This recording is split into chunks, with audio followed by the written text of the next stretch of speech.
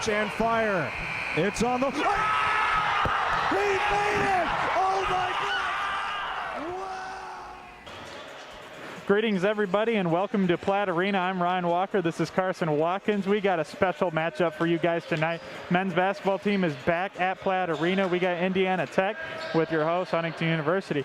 Carson, why is this game so important? I think this game is important because Indiana Tech is a very good program. They started out the season 6-4, and this could be Coach Alford's marquee win coming into the half. And also looking kind of like what I said, they got a game, I believe, next Thursday, and then the last two games of 2020 got canceled, so they won't play until they play St. Francis on the 4th.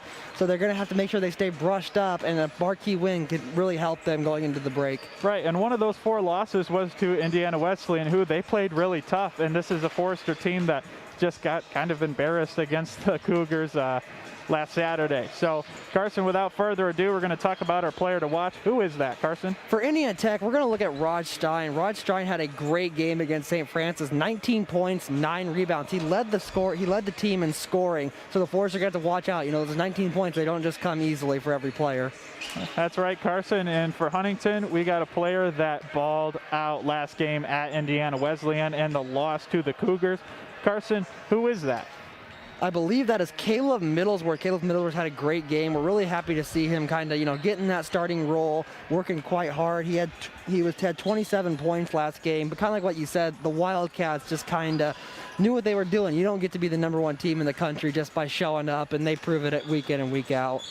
Very true, Carson. This is a team that, although gave up over 100 points, they were pretty close to 100 points themselves. So this team offensively has been really good this year, shooting really well from beyond the arc. But this is going to be a heck of a matchup, and thank you for tuning in today. We will be right back with Indiana Tech and Huntington.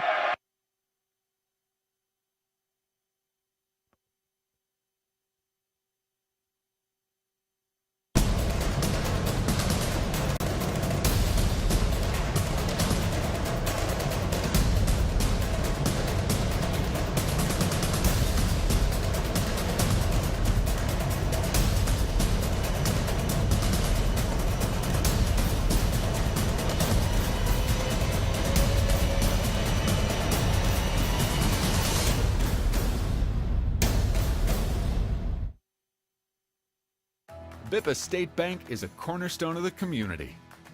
Our banking building blocks were assembled in 1911 and haven't differed much since then. We still stay true to our local roots, aiming to support, uplift, and celebrate the citizens and businesses of Huntington. As proud lenders to and patrons of our local businesses, we make our community an even more prosperous place. And when you support local banking, you play an important role in Huntington's success stories. No matter what financial products you may need, your business is an invaluable opportunity for us to strengthen our relationship with Huntington, which we're fortunate enough to call home. Bippa State Bank is banking at its best. We believe in community banking.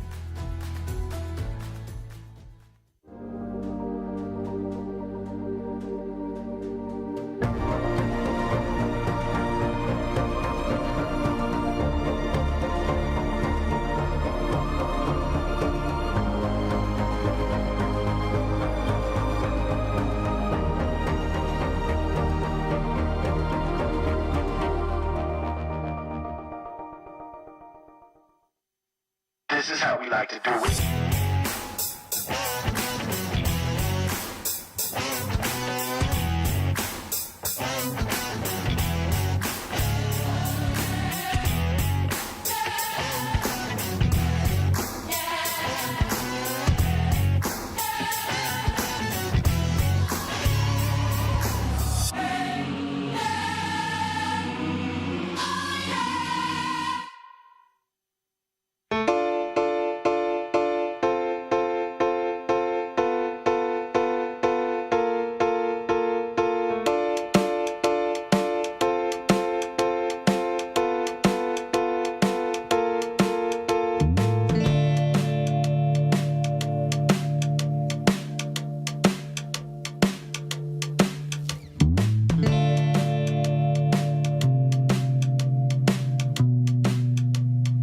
As the owner of JJ's, I invite you to visit one of our 7 BP convenience stores.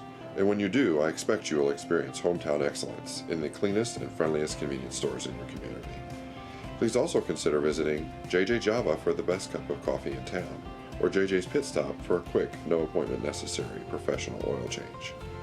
Also, if you ever need a clean and efficient environment in which to do laundry, JJ's washroom is ready to serve you. Welcome everybody back inside Platt Arena. I'm Ryan Walker. Carson Watkins is my partner today. And we're excited to have this matchup of receiving votes. Indiana Tech, the Warriors, and the Foresters of Huntington University. Yeah, you have that right. I think one thing that's going to be really interesting is that there's a new poll just came out, and so the Tech with 4 losses, going to be curious on how if they still are receiving votes at this point. I know the Foresters aren't receiving votes as of this moment, but kind of like what we said during the pregame show, this could really be a marquee win for them. Absolutely, Carson, and the rankings just came out as of Monday, the first rankings before or after the preseason rankings there, and Huntington not receiving any votes, even though they are 7-2, and one of their losses coming to the new #1 team in the nation, the Indiana Wesleyan Cougars. But that's enough about the Cougars today. We're going to talk about the Warriors a little bit. Jason Klein and Rod Stein, these two are, these guys are players to watch out for. Yeah, 100%. And like kind of what we said, you know, Stein had 19 points. Middlesworth with 27 in their last game. These are guys who know how to shoot. And I think one thing that Middlesworth has that he certainly has the advantage is his height. He's about 6'4", 6'5". He can post up really well and shoot from deep, which is a really valuable position to have on your basketball team. Something else to watch out for is Spencer Ballinger, a guy that's been injured all season long. Now just came back last week at Goshen and at Indiana Wesleyan. Guy that started in 21 of 26 games last season, completely transformed his body from his freshman to sophomore year. Completely different guy coming in. He's going to be coming off the bench for the Foresters, but he could see a starting role potentially, but if not, he's going to be a key player off of the bench for Corey Alford's squad. We'll see how he recovers. Yeah, kind of what you said. I remember looking at him his freshman year, and obviously he was a little bit pudgier, but when he came back sophomore year, he kind of like thinned up. You saw a lot more muscle bulk. Looks great.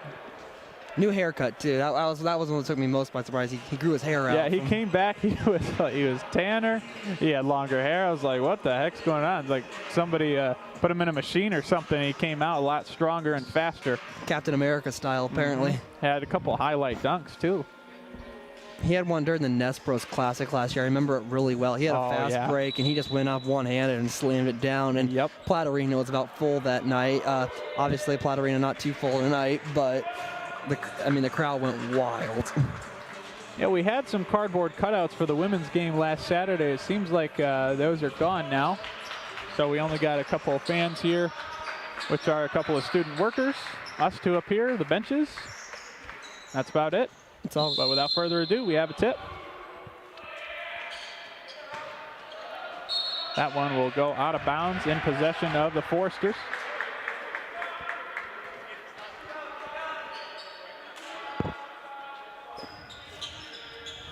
Hummerkaus, the freshman, going to inbound it to Peyton West. Right off the bat, we're seeing the ball handed over to Goodline. Goodline's been a very effective player since transferring. Going to be excited to see what he can do tonight. The two-card duo of Zach Goodline and Peyton West. We got experience, plus a guy that transferred from Oakland University. That's a Division I program in Michigan, as Pulver misses that one. West with a rebound, the Foresters' leading rebounder. Setting up again down low to Pulver, and he'll turn the ball over. I've talked to Peyton. Here come the Warriors. I've talked to Peyton West, and he said he's really trying to go. The Foresters only have about 2 triple-doubles in their history, and Peyton West said he's trying to grab a few of those before he graduates. Hummerkaus misses that one, and it's limping a little bit, hurting. His ankle has been hurting a little bit this season. We'll have to keep an eye out for that. That's why it's good to have a guy like Spencer Ballinger on the bench, Ryan. Stein gets that one for 2 off of the J. We got a 2-0 ball game. Interesting to see that the Warriors have decided to put a full court press just on Goodline. Peyton West ran up the other side untouched, but Goodline was being closely guarded by McKinley. Goodline shoots this one from deep. That one won't go. Stein with the rebound.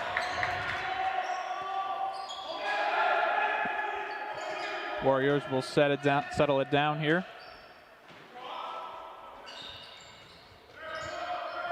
Stein up top. Trying to get it down low, but Middlesworth doing a good job defensively.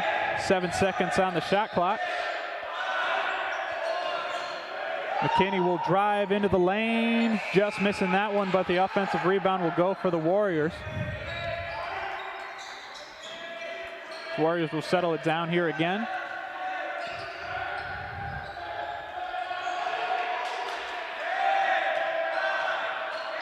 Under 10 on the shot clock again. McKinley gives it over in the corner for three. Yes, that one's going to bounce in for Max Perez, a freshman guard from Grand Rapids, Michigan.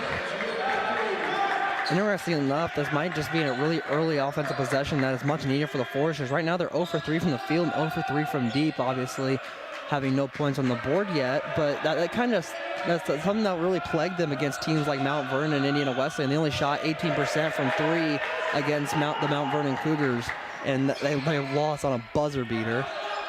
And that's been really important for the Foresters. When they don't shoot well, they're not winning games.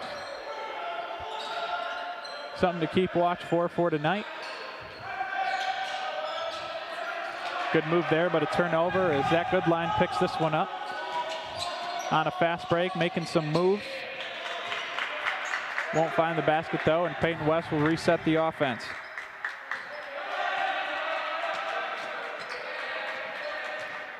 West with the drive. Finds a bucket for an easy reverse layup. Got a 1-point game here early. 3-point game here early, excuse me.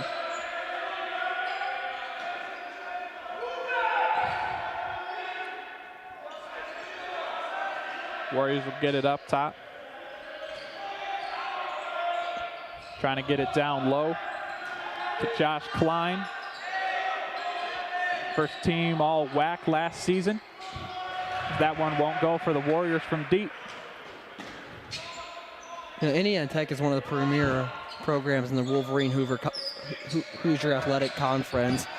You know, it's not as competitive as the Crossroads League, but I mean, it's very comparable. Still a very good conference, but yeah, that Crossroads League is very tough every single year. Stein will dish it to Perez for 3, and that one won't bounce like it did last time for him. Go out of bounds. And we're going to take it with him here with a media timeout. It's FDN Sports. As the owner of JJ's, I invite you to visit one of our 7 BP convenience stores. And when you do, I expect you will experience hometown excellence in the cleanest and friendliest convenience stores in your community. Please also consider visiting JJ Java for the best cup of coffee in town, or JJ's Pit Stop for a quick, no appointment necessary professional oil change. Also, if you ever need a clean, efficient environment in which to do laundry, JJ's Washroom is ready to serve you.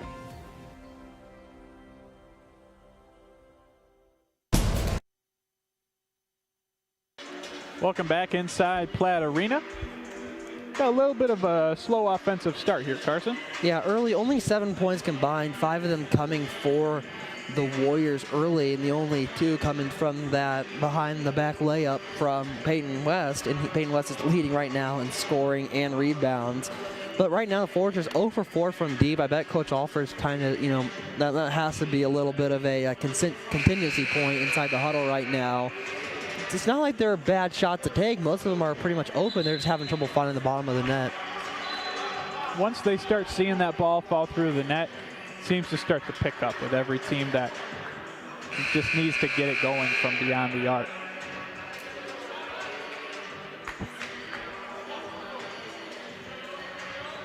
Hummerkaus going with the red sneakers today, throwing it back to Huntington College days where still green and red combination. Speaking of green and red, next Friday, it's Christmas. Carson, you got your Christmas sweater on. Hopefully you can get a shot of that later in the game. I love it. It's got to be festive, you know. And this year, anything to brighten some spirits.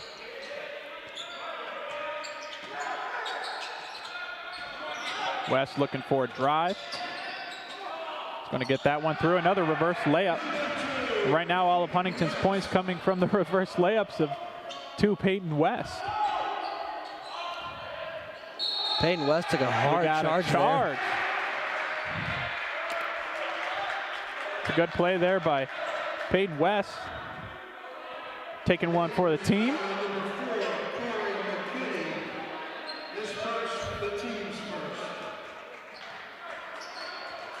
Huntington will get it right back.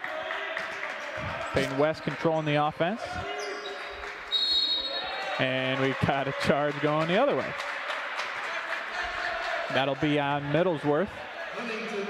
His first. That charge really does show a lot about Peyton West. So, you know, you could see that he was about ready to get it in. He was in the lane. He knew he was in, but he didn't move out of the way. He just took it. He knew he could use that possession back. It's too bad that had to end in a foul and no points for the Foresters. Another turnover here as Goodline's going to go on through and get that blocked. Hummerkaus with the shot and the foul. That one's going to count. Freshman Ben Hummerkaus making his presence known here today. Struggled a little bit as of late after dropping 20-plus points in a game 2 weeks ago. I think it's something that's going to have to come with experience for him. Just at the end of the day, you know, he's only a freshman. He's trying to get a little bit more adjusted to the system. And, I mean, that 20-point game was something special, but consistency is was going to be key in his career.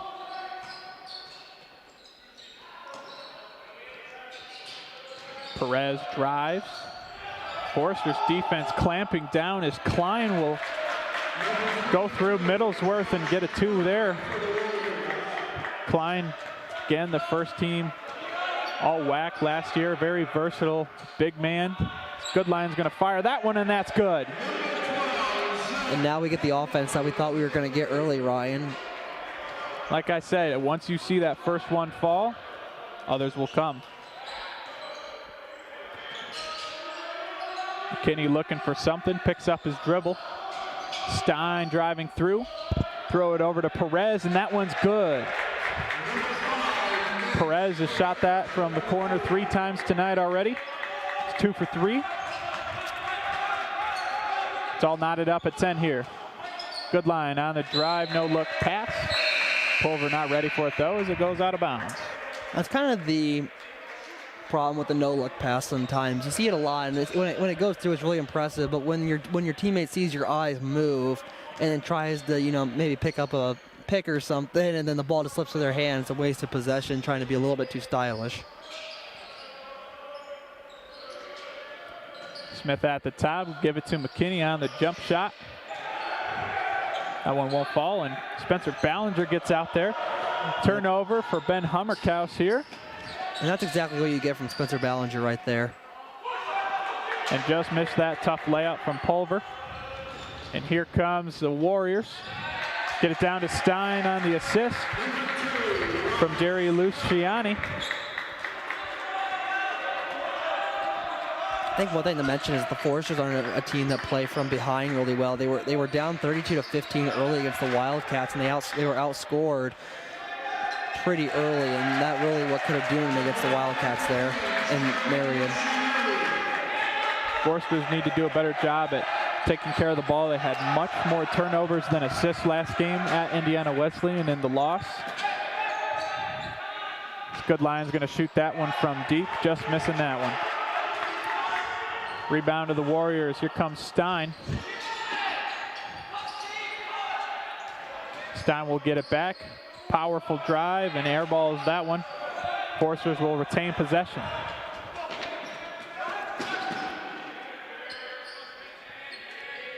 Goodline slowing it down a little bit. Then he drives, gets through, and finishes the layup. Goodline's got a pretty finish, doesn't he, Yes, Carson? he does.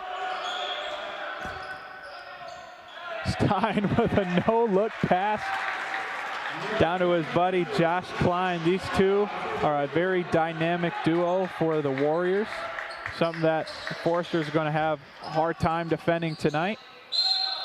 Pulver goes up and gets the foul. That one on Klein.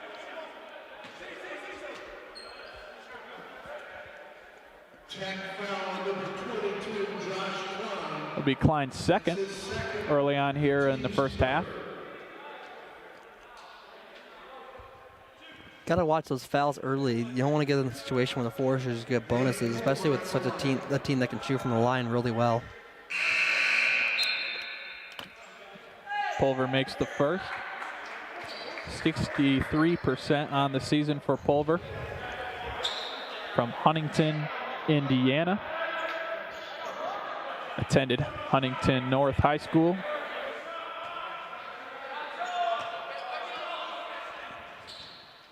Pulver misses the second one. McKinney's going to rebound and push it for the Warriors. He drives through the Forester line. We got a no shot blocking foul.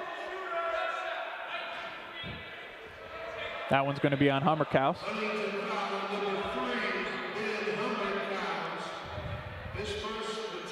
Huntington putting some height out there early. It's really like three guys, Pulver, Hummerkaus, and Ballinger. Right. You know, all over 6 foot. And then you got Goodline and Dyer in there, both about 5'10".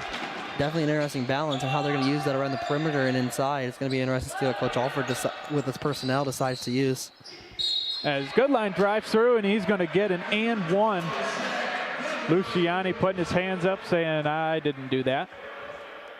Nonetheless, a foul.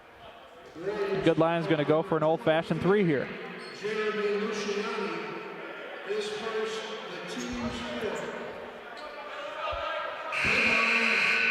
Goodline on the year, 71% from the free throw line.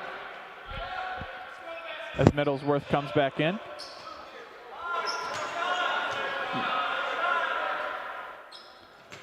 Goodline sinks that one. Tie game here with 11:15 left. There's really been a shootout so far, not what I was expecting here early.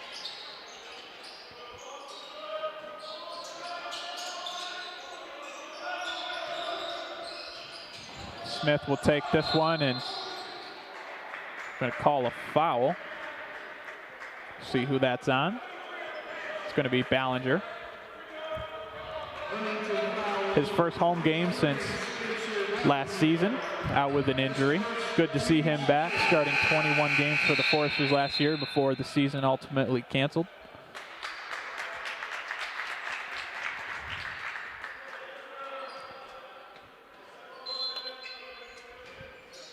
Inbound to Stein right away, and he goes through with a powerful hook. Man, Carson Stein is going to be a force. It's going to be really hard to stop him down there. Very physical big man. That was a well drawn up play too. I really liked it. He just did a little turnaround there easily and good line. That was Ballinger, my apologies. Really got up for that one. Good play there for Ballinger to equalize this game up. What we saw from Ballinger last season was a guy that didn't just come off a bench, but started in games and was really looking for putbacks like that all the time. Very aggressive, down getting rebounds. Had a couple putback dunks as Smith lays that one in on the drive. It's a very fun player to watch. Goodline makes a move, floats that one in, and that one's good. Goodline's already in double figures with 10 points. Fake there from the Warriors. That one's going to miss, but we have a foul. Looks like it's going to be on Hummerkaus, as he did not agree with that one. It's going to be interesting. I was really interested at the end of last year who was going to replace Connor Platt, because he was kind of the one who controlled the offense a lot. And I was kind of curious what I thought was going to be Ty Platt at the time was going to do in replacing his son. But I think Goodline has really held that position well. He shoots really well from the perimeter, controls the offense, and him and West combined really create a powerful tandem. I think you're right there, Carson. It's tough not to see a Platt in the arena here tonight in this season. Between Steve, Ty, Connor, trio of Platts that have done so much for this school. So that one goes in for Smith. 2-point ball game as Peyton West will control the offense.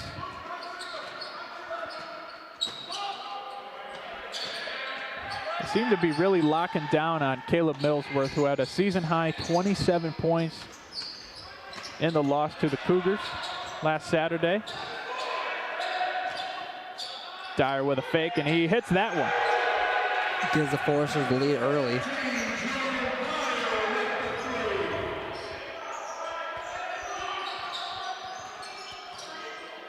Smith with a drive alley-oop. Attempted alley-oop. I don't think Lehrman was expecting that one, but it worked. It was productive. Got a foul out of it.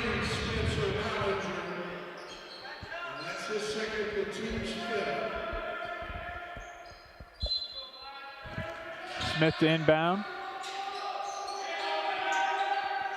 Lehrman over to Perez, and Perez is going to have an easy two, or I thought it was an easy two, but misses that one. I think he was surprised at how open he was. Dyer tried to poke it out from under him and just didn't work. That one just rims out for Middlesworth. 5 for 8 last game from beyond the arc. What looked to be a travel with a no call. Warriors with 13 on the shot clock now.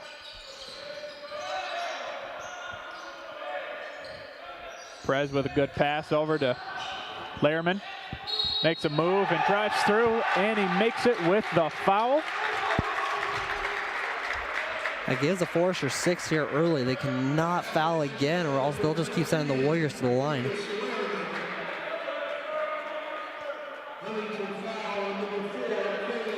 Warriors not the best free throw shooting team at a team 65%, as we see the replay there.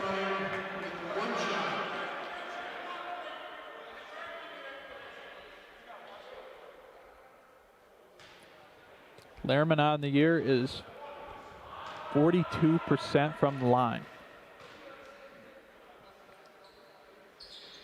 That number will go up. And again, the Foresters will go up the court with a 2-point deficit. Hughes will throw it out to Pulver. He sends it out of bounds. It was tipped though, so the Foresters will keep possession. Right. Thanks for that catch.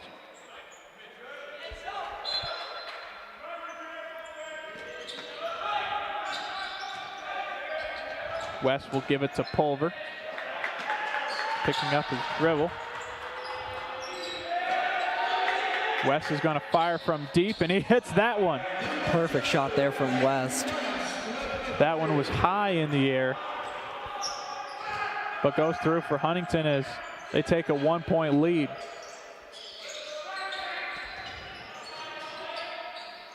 To Luciani, fakes the shot there, and he gets tripped up. Be another foul against the Foresters. That one on Pulver. And we will take it with him after the replay here for the media timeout. A little bit of leg in there. And we will take it with you guys. This is FDN Sports.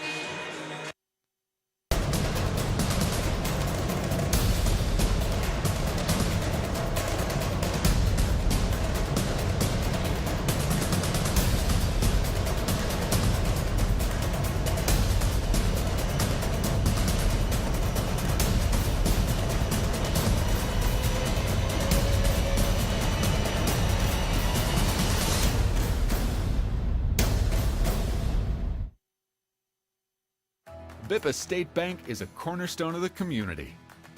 Our banking building blocks were assembled in 1911 and haven't differed much since then. We still stay true to our local roots, aiming to support, uplift, and celebrate the citizens and businesses of Huntington. As proud lenders to and patrons of our local businesses, we make our community an even more prosperous place. And when you support local banking, you play an important role in Huntington's success stories. No matter what financial products you may need, your business is an invaluable opportunity for us to strengthen our relationship with Huntington, which we're fortunate enough to call home. Bippa State Bank is banking at its best. We believe in community banking.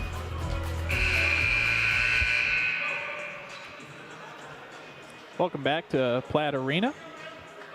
Got a 26-25 game in favor of the Foresters.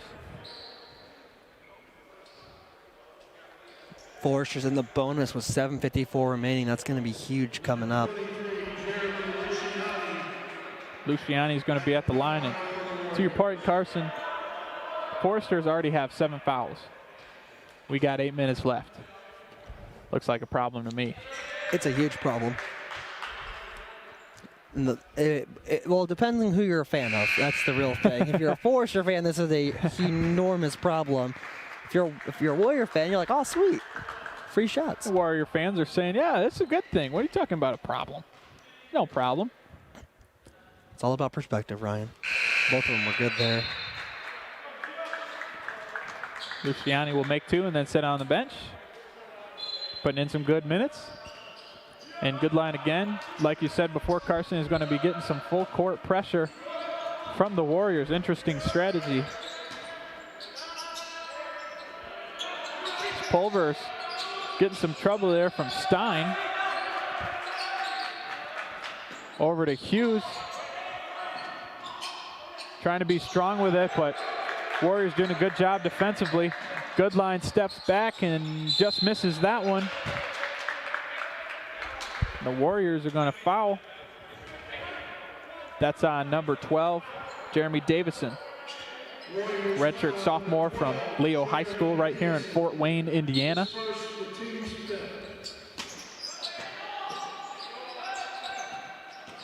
Goodline will drive.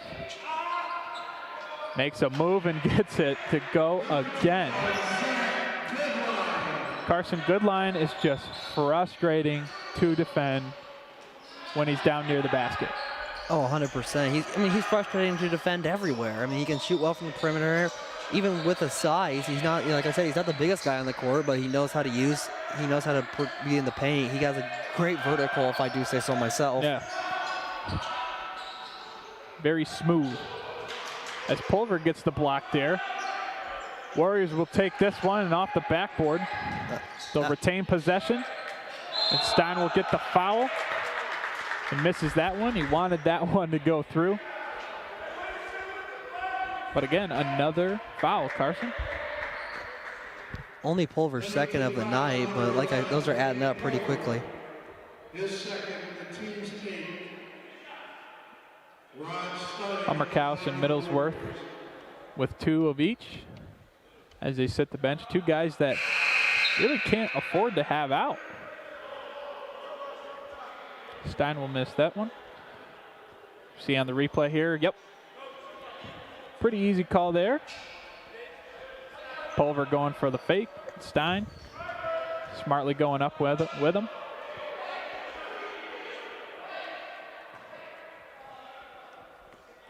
Stein for the tie, it's good. Got a tie ball game.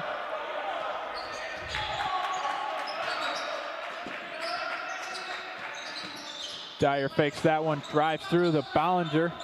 Ballinger gets that one through. Good to see him back on the court. Even with the bonus, the Foresters are really playing some great offense. I mean, they've been in the bonus for about 2 minutes now, and the Warriors, my apologies, have capitalized for about 4 points. It's a good pass there from Dyer to get it down to Ballinger, and he's going to get fouled. And now it's the Warriors who are only 1 point away from a bonus. Ballinger, with his injury, has only had 2 free throws this season, both of them going through. Now 3 of them going through. Spencer Ballinger at the line with his second shot.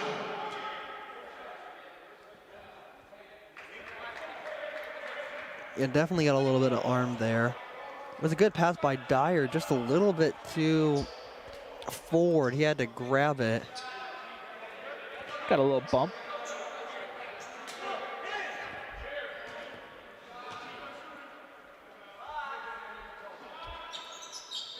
Ballinger sinks the second one. 4 for 4 on the season.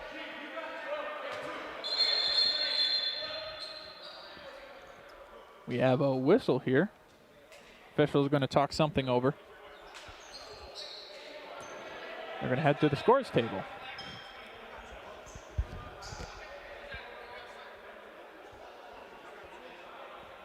Talking to our stats keeper, Brian Abbott, pitching coach for the baseball team. Doing some good work on the press table.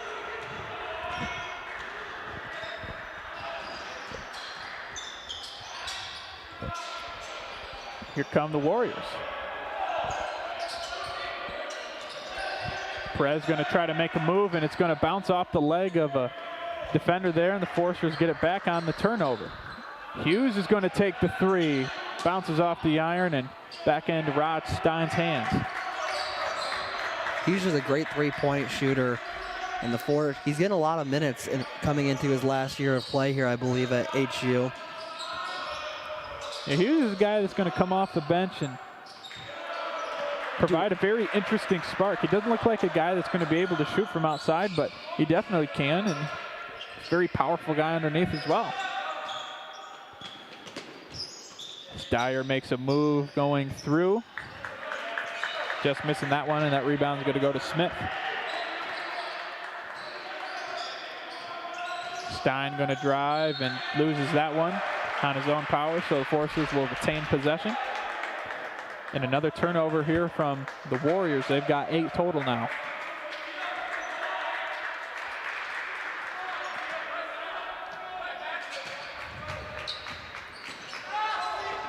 Good line will send it to Dyer, down to Hughes. Peyton West being guarded by Smith. Ballinger slips and going to call a foul on Stein.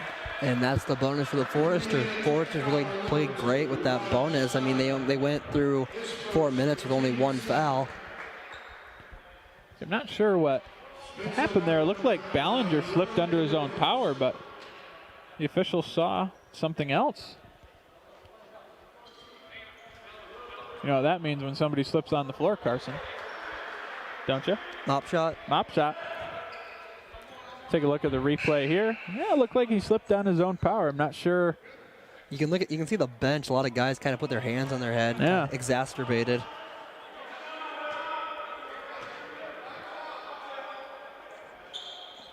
Ballinger will take this one, and it's good.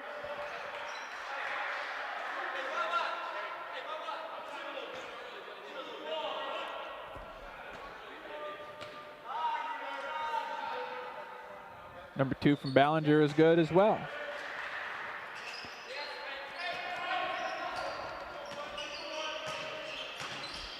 Foresters really shooting from the field a lot better now, 46%, and they started off 0 for 4. That's really made a difference so far. Kinney's going to dish it down low. Just missing that one, and Stein's going to put it back through. Muscling his way through.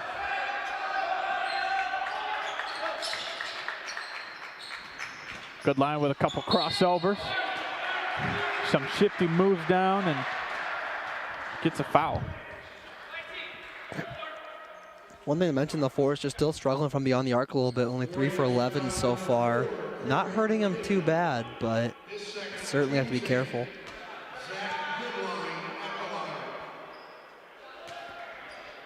It's good lines for his free throw is good. 71% on the year. So we see Caleb Middlesworth.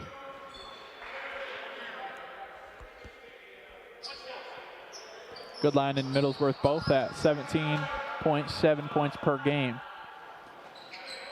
It's good line, misses this one.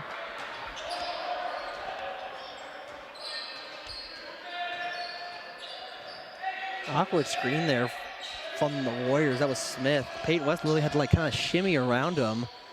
Kind of just stood there like a wall. Tipped off the Warriors. Foresters will get possession back. And Carson, this is a Indiana Tech team that passes the ball pretty well. 25% of their shots are made from the assist, but tonight turning the ball over 9 times already here in the first half.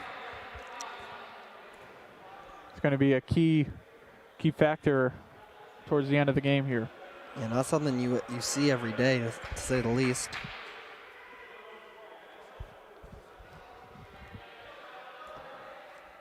The other thing, you might have mentioned it, but Stein, the Wolverine Hoosier Athletic Conference Player of the Week this week.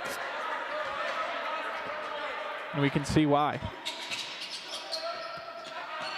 Middlesworth will shoot it in Stein's head. Hits the 3 on that one. Foresters take an 8-point lead. Exactly where Coach Alford wants to be. Tech with all their timeouts, so it's surprising not to see him use an awkward miss there, and they're going to say it tipped off the Foresters last. Foresters bench was about ready to explode if they got the turnover there. Feel the energy in the room. Like we said, it's going to be incredibly important with no fans for the time being. Smith goes up for 2, and that one's good. Foresters going to push the ball a little bit here. Peyton West calls out a play.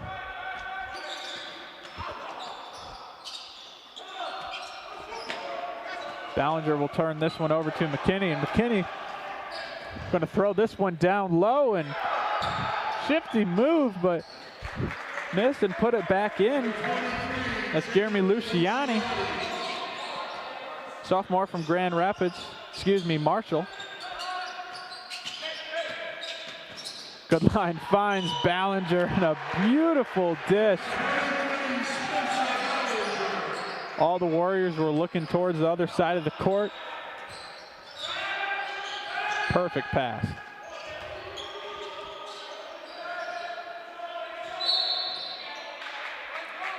We got a foul here on Foresters.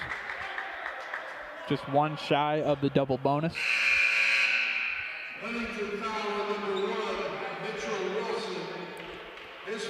That foul is going to be on Mitchell Wilson. His first on the night.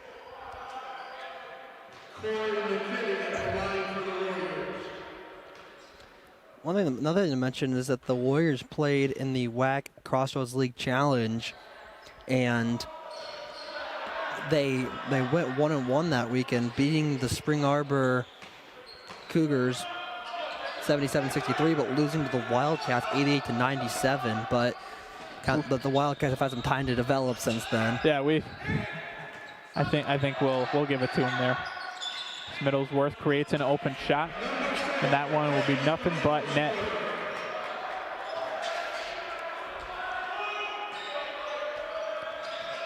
McKinney driving through the lane, good pass there, and a block there from Caleb Middlesworth, denying Rod Stein. Great defensive play from Middlesworth as Alford says, yep, good job, get out of here. All right, take a seat now. Speaking of which, Foresters accounting for 13 points off the bench, incredibly crucial. This is a team with a lot more depth than we've seen in the past. Ball's loose, who's going to get it? Warriors are, and Smith, not sure, he faked the shot there, and we'll get to McKinney, and he'll miss that one, and going to have a foul. That one's on Luciani. Disagreeing with the ref there, having a little conversation.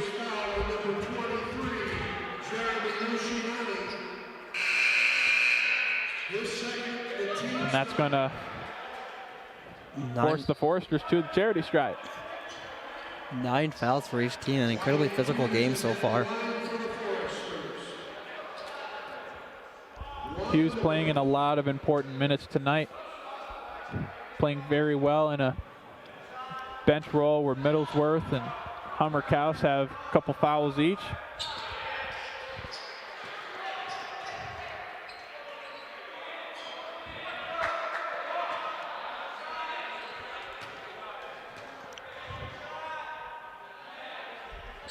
Both of those are good.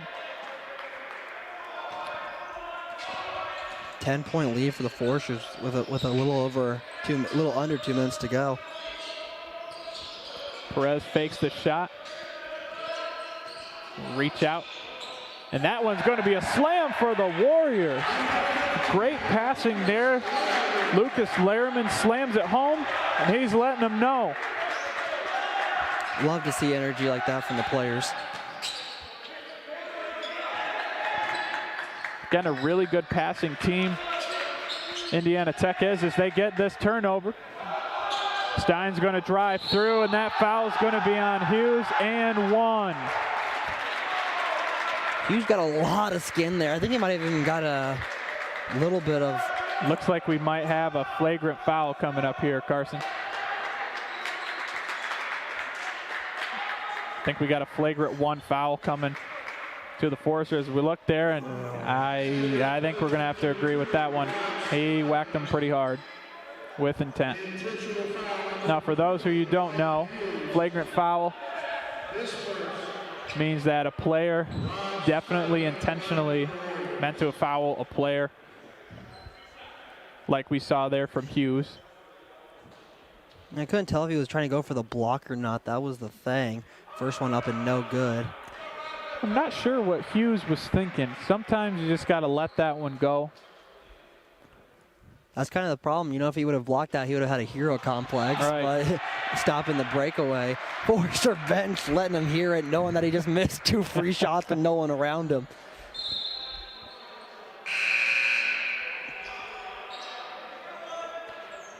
But a flagrant 1 is just like a technical foul to get 2 free throws and then the ball back. Smith will inbound this one right back to Stein.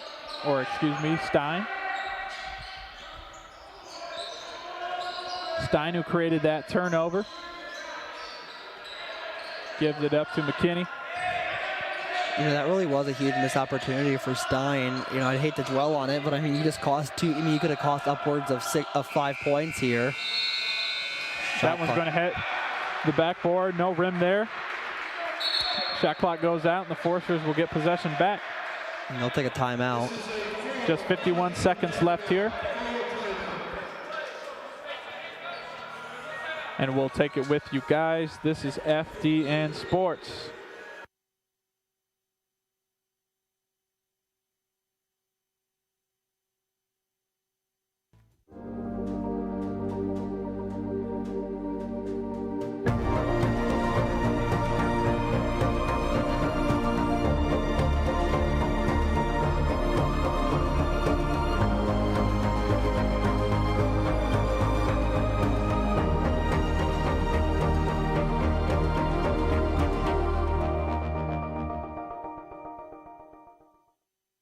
This is how we like to do it.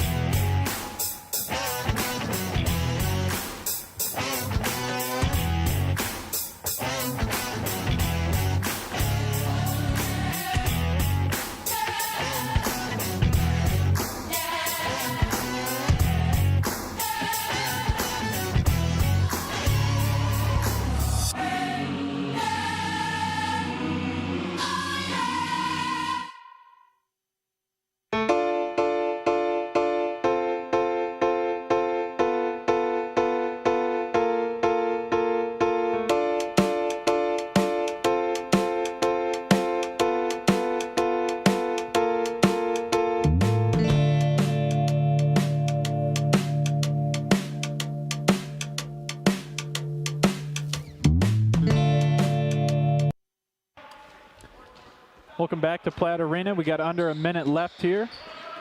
And stay tuned for this one. We've got a really good matchup here. And we said it from the beginning. Summercast comes back off the bench and hits the 3. The freshman showing his length from deep.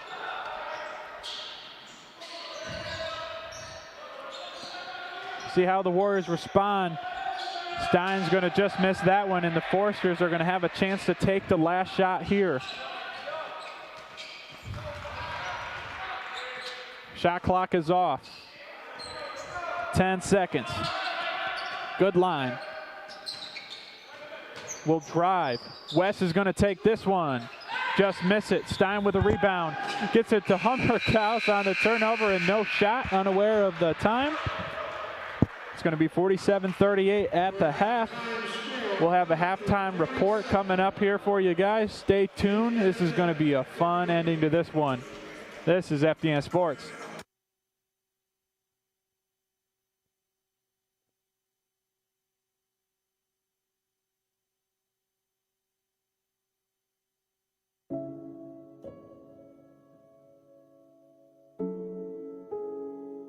Here in Huntington University's film program, we offer a one-of-a-kind experience. You'll have access to state-of-the-art equipment and the opportunity to gain practical experience on set. But what really sets us apart from other universities? While the films that we make are important to us, we give special attention to how we make them. In our film program, we understand the process behind making a film is just as important as the finished product you see on screen, and how we treat one another on set has a big impact.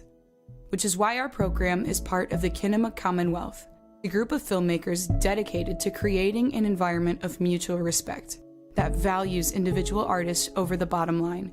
Our goal is to create excellent works of cinematic art and storytelling that both entertain and turn those involved into better people.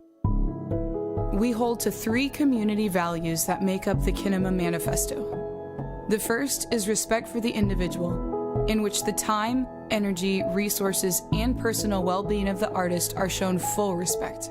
Artists are not just used for their talents, but embraced as collaborators.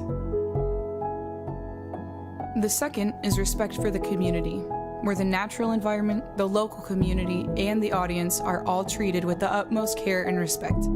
Filmmaking impacts not only the filmmakers, but those around us too. The third is respect for the art, because each filmmaker should be given artistic freedom to work creatively and to the best of their ability, while remembering that we are all working towards the same story. We believe that by living out these community values daily, the resulting projects will be works of passion, infused with the artistic voices of all the filmmakers.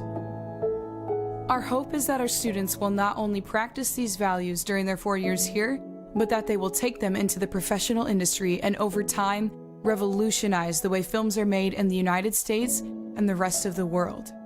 We are striving to create leaders who pursue excellence in their craft while showing love and respect to those around them.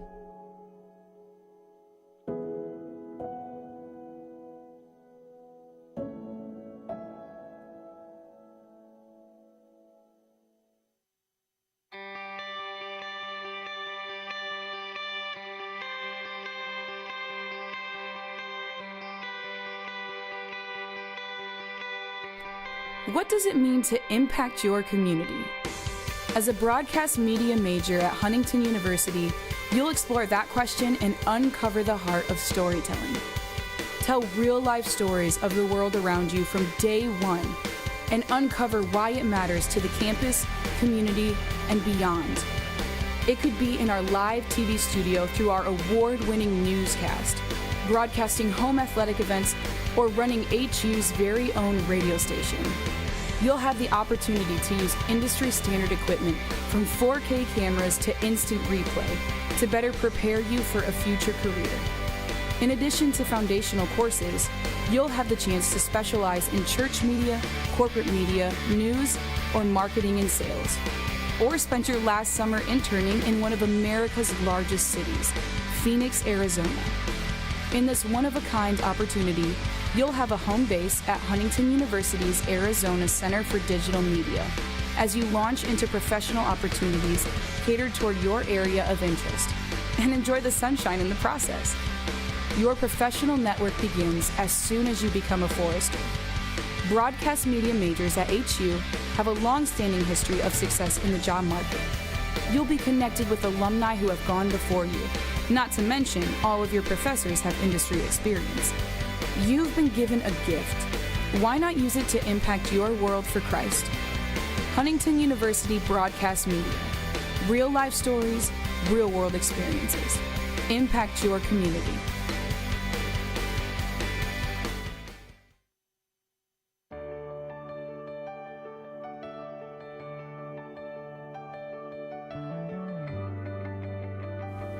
I am Dr. Fred Miller.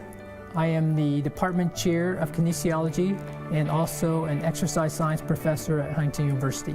Huntington University is unique as far as they get a lot of one-on-one attention from the professor, helping them learn the information or helping them minister a test, whereas some universities, you don't get that one-on-one from the professors.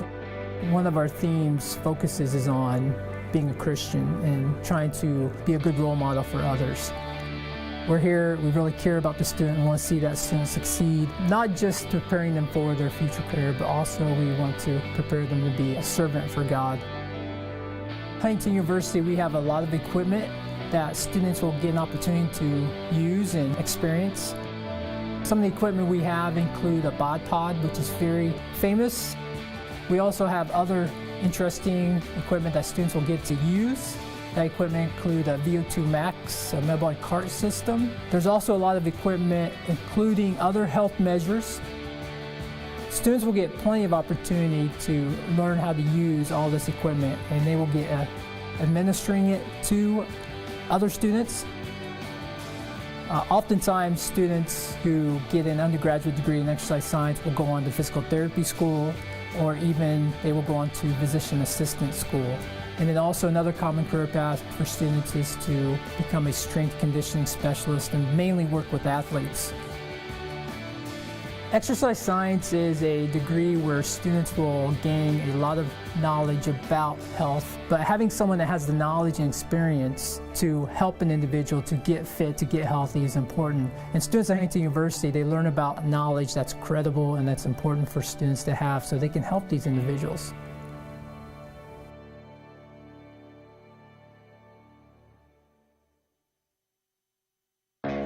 Everything has a beginning, a moment where a dream becomes an idea, and an idea a creation.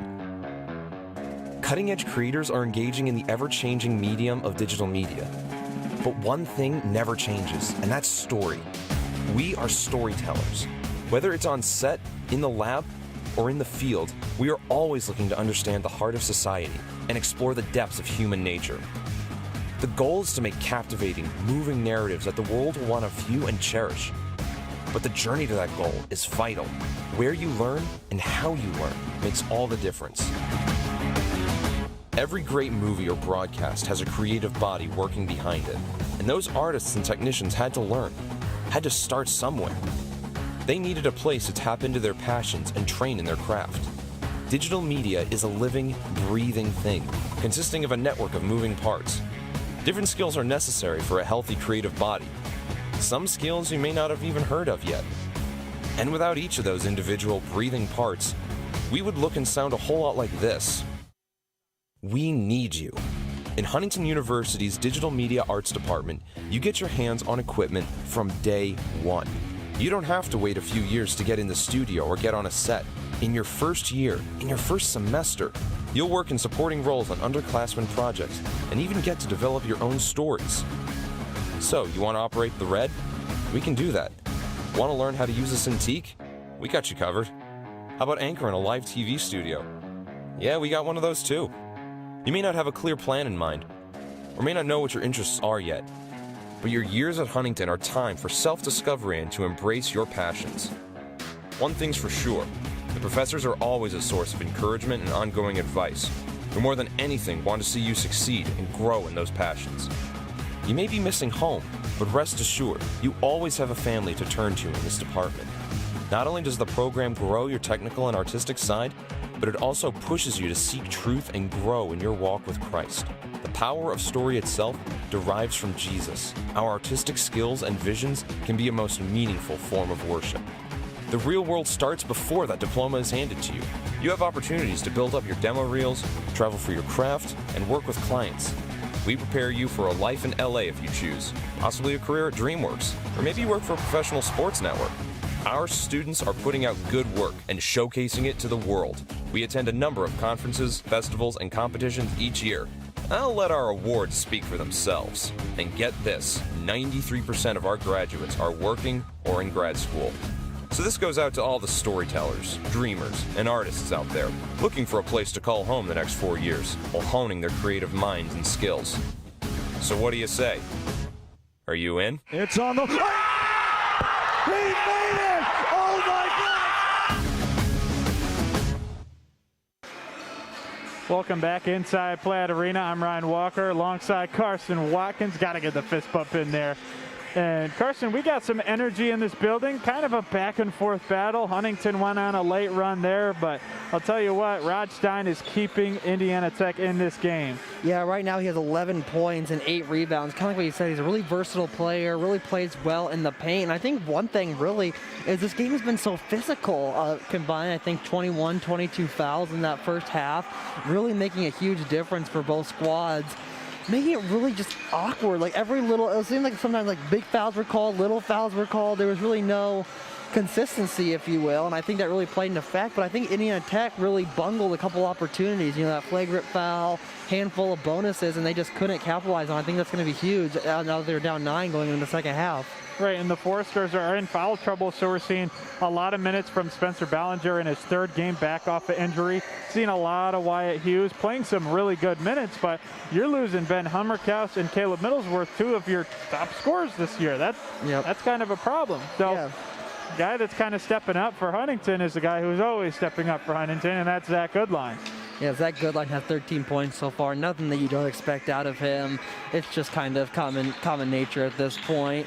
And he has really been shooting well. As said, the Foresters are shooting pretty decently right now, 51% from the field, 35% from deep. But right now, 5 for 14 from deep. Gotta kind of get those numbers up just a little bit. Don't want that to be the reason that you lose, kind of like how it was against Mount Vernon. But I think this is exactly where Coach Alford wants them. He wants them to kind of be in a position where they're going to have to play from behind. The Warriors, that is. Like I said, Huntington just hasn't played well from behind so far this year. So having a 9-point lead going into the half is huge for them. Yeah, I think you're right, Carson. This second half is going to be really important for the Foresters. Hummerkaus, Middlesworth in foul trouble. Those guys have been shooting 3-pointers lights out this year. 2 big guys shooting lights out from beyond the arc this year. Both having a couple fouls and not playing much in the first half. So we'll kind of see how this plays out. Thank you for tuning in to the Halftime Report. This is FDN Sports. Ryan Walker, Carson Watkins.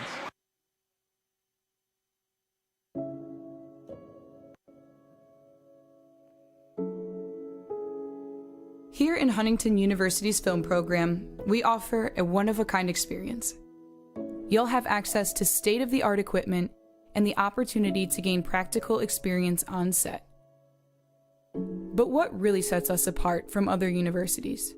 While the films that we make are important to us, we give special attention to how we make them. In our film program, we understand the process behind making a film is just as important as the finished product you see on screen.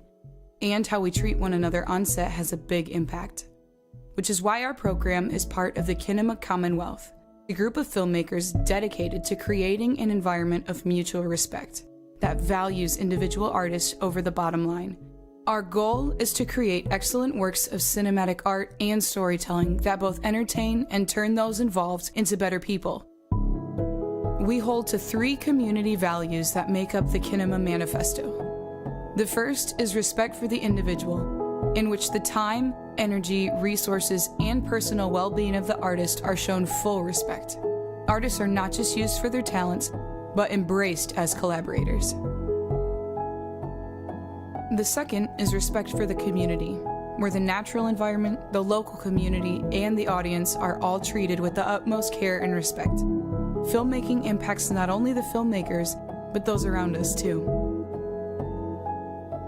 The third is respect for the art, because each filmmaker should be given artistic freedom to work creatively and to the best of their ability, while remembering that we are all working towards the same story. We believe that by living out these community values daily, the resulting projects will be works of passion, infused with the artistic voices of all the filmmakers. Our hope is that our students will not only practice these values during their 4 years here, but that they will take them into the professional industry and over time, revolutionize the way films are made in the United States and the rest of the world. We are striving to create leaders who pursue excellence in their craft while showing love and respect to those around them.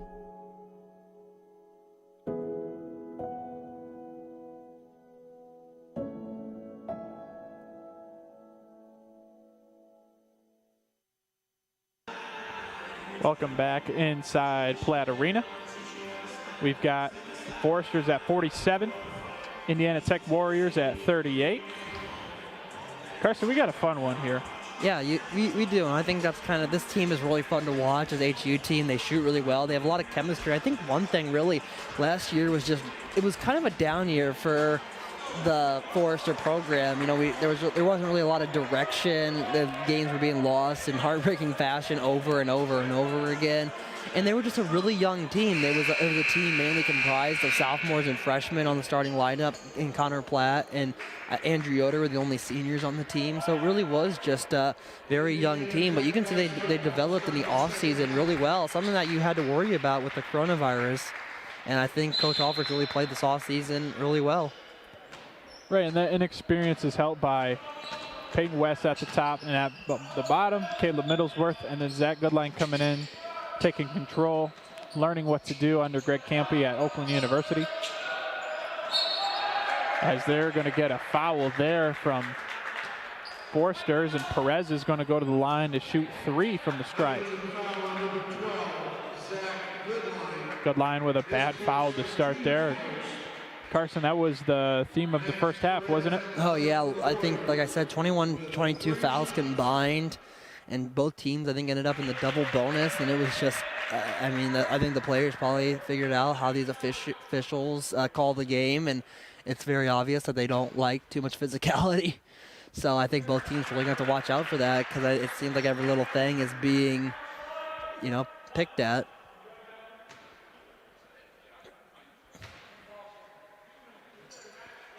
Perez is going to hit all 3. And just like that, Warriors are only down by 6, excuse me. Big opportunity for the Foresters right here. Start trying to pull away if they can. It's going to be tough if they run into Rod Stein. He played good defense there, and Warriors are going to push it up. Couldn't quite tell. I wasn't sure that he went in or not. It kind of hit the net awkwardly. And Perez is just going to miss that one, and nobody boxed out Rod Stein as he gets the putback to go. And the Warriors are right back in this thing early on in the second half. How can you not box out Rod Stein? I don't know. I think he was beyond the perimeter, and I think the teams don't really take account of that. And a turnover from Peyton West, and the Warriors with an electric start. Warriors looking to cut this to a 1-possession game. As McKinney will get it over to Stein. Stein will get it down low. Double team from the Foresters as McKinney will dish it down, and the Warriors are now down by just 2 points. That one from Josh Klein. Coach Alford looking for the timeout.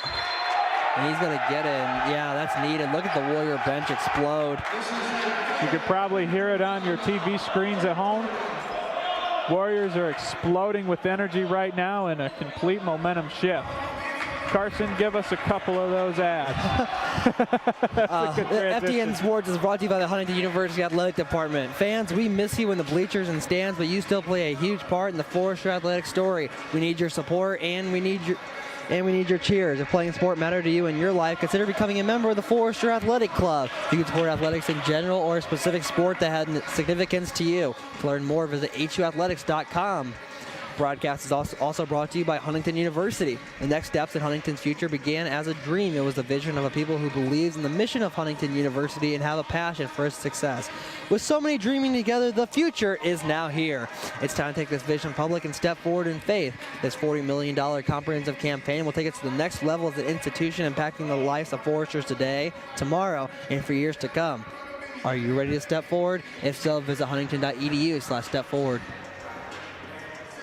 I am ready to step forward. I think the hub is just about ready to open up here in the second semester. Yep. Then we get the hub, and then we get the Plex renovations, which will really be nice around here. We might be gone by the time that's done, but hopefully we can experience that. Maybe I'll just come back and work out here. What are they going to do, stop me? Do broadcasters get to participate in the extra COVID year? I don't know. I wish. I really wish. I mean, I wish I could have taken another year of eligibility, but then again, I don't want to have to get my master's degree at a broadcasting. Unless Mr. Adam Widener wants to add a broadcasting major, then we'll a broadcasting master's degree, then I'll consider it. Hey. We could be doing this thing for a long time, Carson. Maybe we're just clinging on to our college years just a little bit too much, Ryan.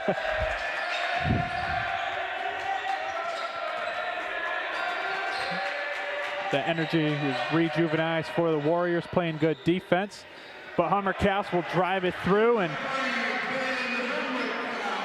get the 2. Good job by Coach Alford there. Very smart timeout to use. All the momentum was in the Warriors' favor. And with no home crowd, really energized the bench and essentially energized the entire building for the Warriors. And this is huge for them to start off. An easy 2 from Stein. A nice pass by Josh Klein, the dynamic duo of the Warriors, keeping this team right in it. And a cheer from the Warriors bench. That's interesting. Like Warriors brought their student section. And it works.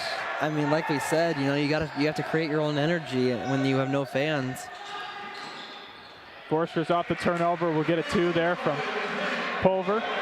Bench was looking for a foul on the previous possession.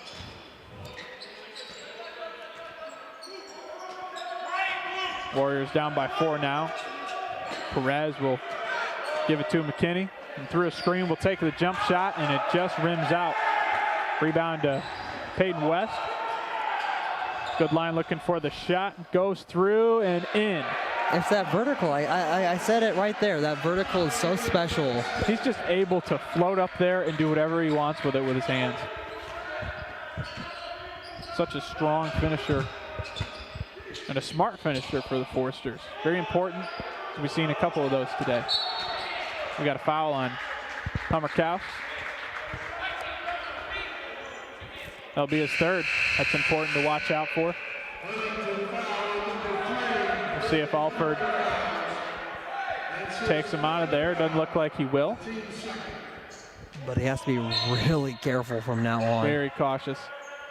That's a foul that he didn't need to commit there. Kind of got the arm in there.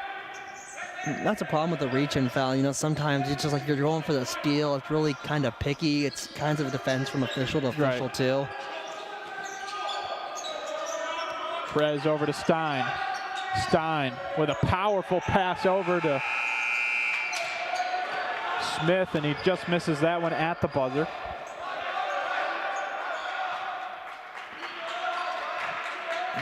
Forster's looking to get it down to Middlesworth, and what a great pass by Hummerkaus. Middlesworth had the inside advantage. Hummerkaus just throwing it over the Warriors' head and getting it through. Perez with a move. Will miss that jumper and rebound to Hank Pulver. Good line over to Hummerkaus. Fakes the 3 and misses the layup. Could have taken the 3 there, Carson, but elected to go for the layup, in which he missed. Yeah, surprising turn there. As the Warriors miss that one. They go up with it and gets the foul. That's Klein. And that's on Middlesworth. You're going to call him for a hold there. Something you usually don't see called in the paint. The entire coaching staff up on their feet. You can tell that both of these teams are very much into this game. Both teams are looking for a big victory tonight. Indiana Tech just receiving votes in the latest polls at 6-4. Foresters have to be kind of on that verge of possibly cracking that. Klein just misses that one. And Joel Dyer entered the free throw lane a little bit too early. So Klein's going to get another one here. It could be a costly mistake from the Foresters.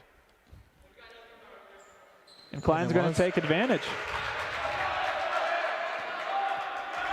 Yeah, just little things you got to watch out for. And kind of like what I said, this officiating crew has been very uppity, if you will. They've been really attentive.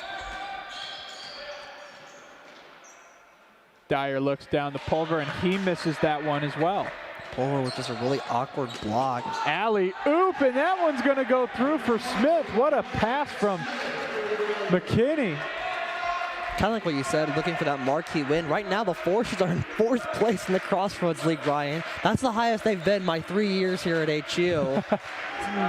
Pretty early on in the season, but you do have a point. This team has a different swagger to them as Middlesworth misses that one. Here come the Warriors with some energy. I think the most drives. Go ahead. Most 2020 thing so far. Goshen already has a conference win, Ryan. Early conference win for Goshen. We're going to take a timeout here as the Warriors pick up another 2, and now they're only down by 2. And we're going to take it with you guys. This is FDN Sports. Stay tuned.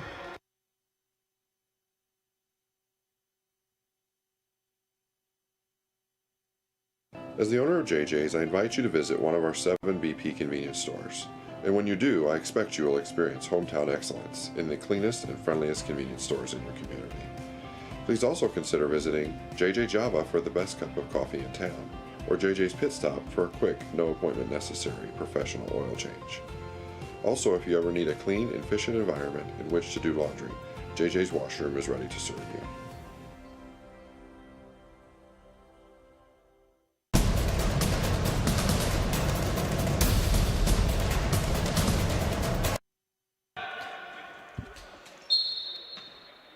Welcome back to a short break there in the action.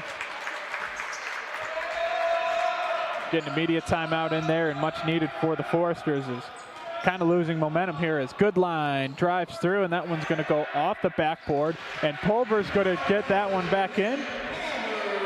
Lead extends to 4. Stein will get it down low to Klein, and Foresters looking for a jump ball. That's what Coach Alford was looking for. I was even looking for like an up and down. Right. That's what I was really confused about. He clearly never shot the ball. Middlesworth got a hand on it, but I don't even know if he got the ball up. I think that certainly was a jump ball, if not a travel. Could have been bobbled, though. It was hard to tell from up here in real time, and of course for the officials as well. Goodline's going to take this one. That one's going to be long, and we'll go out of bounds. Going back to those Crossroads League rankings, the 3 teams ahead of the Foresters are the number 1 Indiana Wesleyan Wildcats, then receiving votes Bethel Pilots, and the number 10 Marion. But I think right now, the Foresters are going to have that early matchup against the St. Francis Cougars. They're at 1-1 in conference right now, but 8-1 on the season. At St. Francis, it's going to be incredibly crucial if they can come away with that win. And Smith hits this one. He swishes a 3. And again, the Foresters foul on a shot beyond the arc. Foresters with 4 fouls, and the Warriors with none so far. That one's going to be on Dyer. Remember, Dyer had, as you look at the replay here, looked like he did bump into him, but I think that foul is you have to let the shooter have a protected landing spot. But Dyer, remember earlier, had a lane violation and got Tech another point. So Indiana Tech now is tied the game at 57. And the student section back in it. Coming back. Forster's offense getting a little flustered out there. 10 seconds left on the shot clock. Hummerkaus picks up his dribble. Wilson gets it back over to him, and that one's going to go out of bounds, and he missed it. Hummerkaus trying to argue that it was tipped. Hard one to call. Yeah.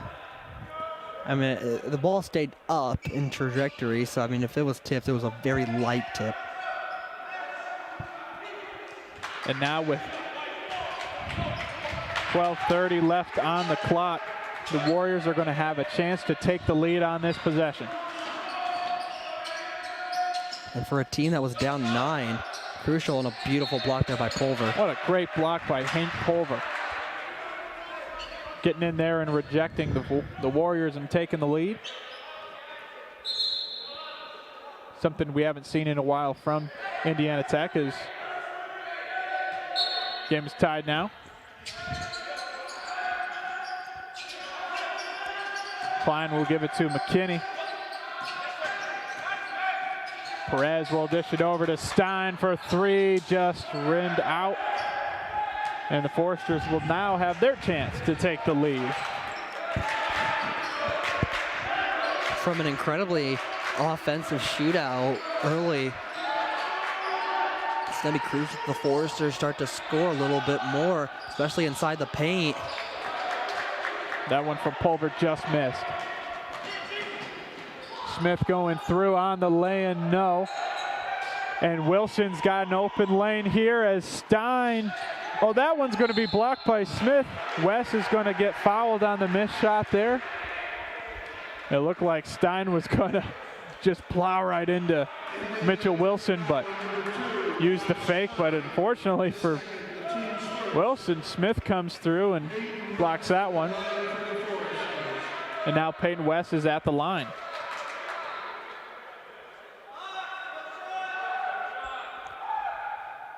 Really taking his time there, taking a chance to breathe.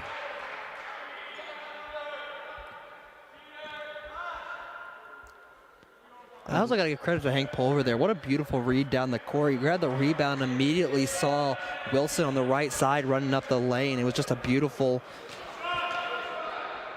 As we see some contact there. West's second shot is good. Foresters now in the lead. Kenny opting to wait till he gets to half court to pick it up. They use that strategy. We see it all the time. As soon as you touch the ball, the clock starts. So McKinney waiting to pick it up, save some time. Kenny fakes that one, and risky pass will be stolen by Ballinger, as he's now pushing the floor a little bit. Peyton West will calm the offense down. Now we'll take a drive, dish it over to Pulver. That one just missing there. Goes off the top of the backboard, and Warriors will get the ball back. Really weird how many times the ball's gone over the backboard tonight. Something that's kind of a rare occurrence, maybe once or twice a game. It's happened like 4 or 5 times this half. They're using a bouncier ball. Didn't you know that? Oh, yes, of course. It's like the opposite of Deflategate. The ball's too inflated.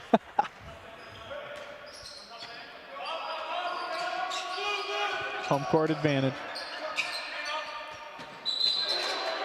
And we got an illegal screen by Klein as Foresters will run into him. Klein not disagreeing.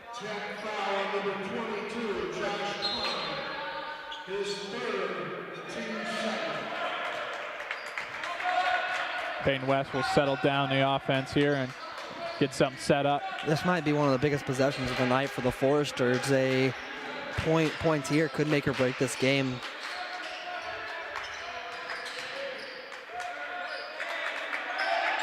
West will take the drive. Strong look, won't go. Middlesworth will kick it back out to him. Over to Wilson. Back into Middlesworth, and no foul called there. The Forester bench was looking for a foul. Didn't get it. And Smith is going to get the foul on the other side with no shot. Smith's going to get a chance to take it from the floor. Carson, I thought he might have gotten it on the shot there, but official saying it was just before. Foresters now only one foul away from the bonus. Alfred electing to stay aggressive here in the second half. Just what you're going to have to do in a nail biter like this one. Perez will take the jump shot. That one just rims out. And we've seen a lot of that too. A lot of balls going in and out for both teams. As Middlesworth will drive and get the foul there, and he'll shoot 2. That foul is going to be on Luciani. Indiana Tech foul number 23, Jeremy Luciani. His third, the team's third. Caleb Middlesworth at the line. Middlesworth misses that one, which is Rare. very rare. It's very rare. good free throw shooter. Number 1, that's rare, and number 2, it's incredibly. It's a bad time to have a miss right now. I mean, as a wise man once said, we have a barn burner, baby. And you just you got that one, a little bit of redemption there, but a 4-point lead might have just been a little bit more comfort as the Warriors have a chance to absolutely tie the game right here. This is a good test for Corey Alford's first season with his teams. He's got a 7-2 team. Has already been challenged by a couple different teams, but hasn't come out on top yet. Had a challenge with Mount Vernon, had a chance with Indiana Wesleyan's. McKinney hits that one. But this one would be his first official big win. Yeah. And kind of looking at, you know, I know we talked, Ryan, at lunch a couple of times, but I kind of said with that Indiana Wesleyan game, even if the Foresters can keep it close, it should be considered a moral victory. And, you know, we can have the argument all you want about if there's moral victories or not in the sporting world. You hear it all the time pretty much, depending on what kind of fan you are, really. But looking at it, the Foresters, I think they learned a lot. I think a lot of those points came in what is known as a garbage time, if you will. But still, I mean, it's kind of the thing. You have to play a whole 80-minute game or a 40-minute game. You can't stop at any point. Wilson, that ball bounced, I think, every little. Here we're looking for the foul. I'm not sure where it was, because it was all ball there. Wilson hits the second one, missed the first. Foresters I don't think the Foresters have made a 3 this half so far. Only 5 for 18 from deep, and they dropped about 10 percentage points from the field. But the Warriors only 25%, 3 for 12 from deep. Smith's going to miss that one. Gets a little bump there from Lehrman. So again, Ballinger kind of has some slippery stuff on his shoes today. So he takes a drive and again will fall, and Lehrman laughing that one off, saying I don't know what you saw there. And look at the mop shot there. Love to see it. Volleyball great Ari Butler on that one. Got a lot of good moppers here at HU. A lot of scholarship money going out there. Wait, they get scholarship money? All right, Ryan, I'm done. I'll talk to you later. I don't know. It's kind of tough. And Brent Turner, Ethan Frelke, those two are expert moppers. As Ballinger's going to hit the second one there. Thank you to our replay team for giving us a close shot right there to see what happened down low. Stein will get it over to Smith. McKinney's going to dribble around here. Over to Stein and McKinney. Looking for the step back shot. That one just misses. Luciani with a tough rebound. And will, right after, turn it over to Hummerkaus. Foresters looking to go up by 2 possessions here. As Ballinger is going to shoot the 3, and that one's going to go. Spencer Ballinger with a big-time 3 there. Getting late in this ball game, Carson. A huge 3 right there, a momentum-changing 3. We've seen a little bit of a kind of sequence of runs here. Right now, the Warriors are outscoring the Foresters just a little bit, but a 9-point lead going into half really is showing itself a little bit here. Ballinger's going to make a move. Won't find anything. Hummerkaus going to take the 3, and that one's going to bounce out.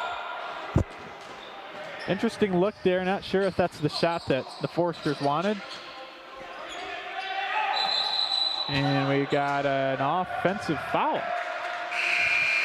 on Indiana Tech.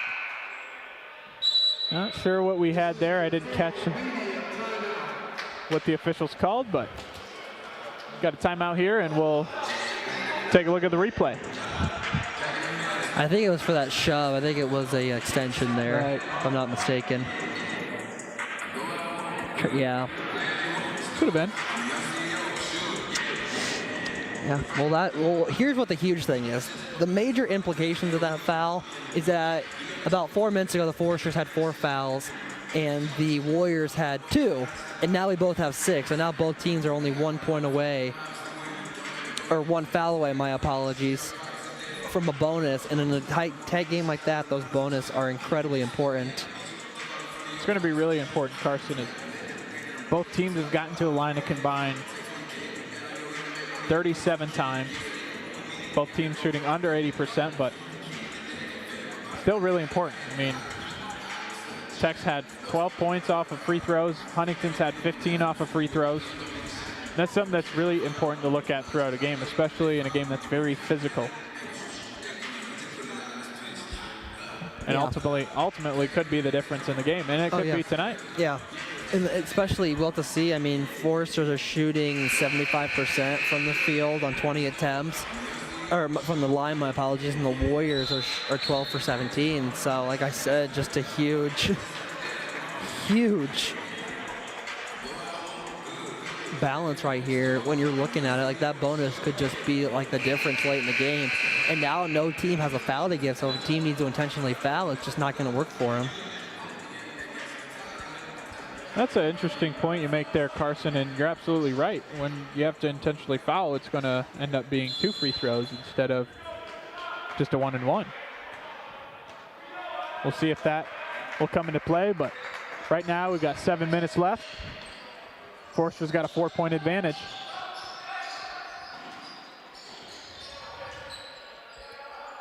Murkow's looking for somebody. Sends it over to Ballinger. Ballinger trying to work on Stein. That one's going to miss. Good defense there from Stein to keep that one out from Spencer Ballinger.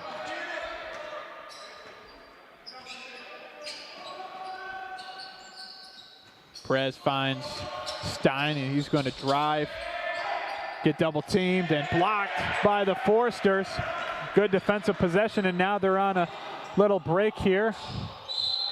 Risky pass, and they're going to call what looks like a push on Rod Stein. Seeing a lot of fouls going Huntington's way a little bit late here in the Stein's second half. third. It's a guy that Indiana Tech cannot afford to have leave the game via the foul. Ballinger makes the first. We'll take a look here. He got a bump in there, but I'm not sure about that one. It was a heads-up play by Ballinger, though, to notice that he just didn't have the footing, and he tried to bounce it off him to get the retained possession, but that foul really crucial for the final 6:30 of this game. Perez is going to shoot this one and bounce off. Got a foul on the Warriors again.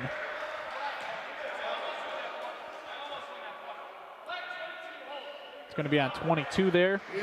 Josh Klein. That's his 4th, another player that they can't afford to lose.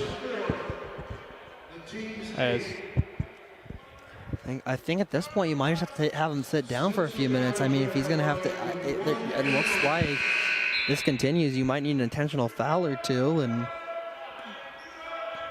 Indiana Tech feeling like it's against them right now. Ted Albert was just having a conversation with the official there.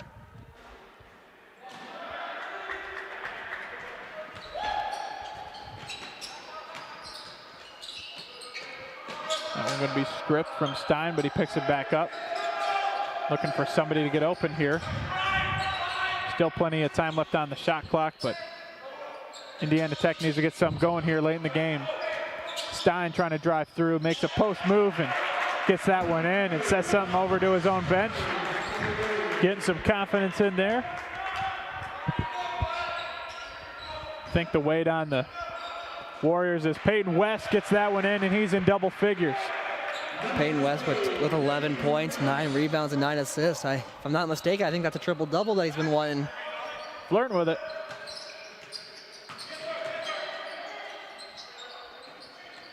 The Warriors will miss this one. Good defense down low by the Foresters, and Goodline going to slow it down a little bit here with 5:20 left in the game.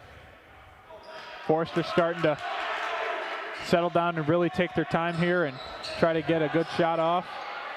Take some time off the clock and gets that one from Zach Goodline, cutting over to the basket. The Foresters are back up by 8. So now that's 9. That's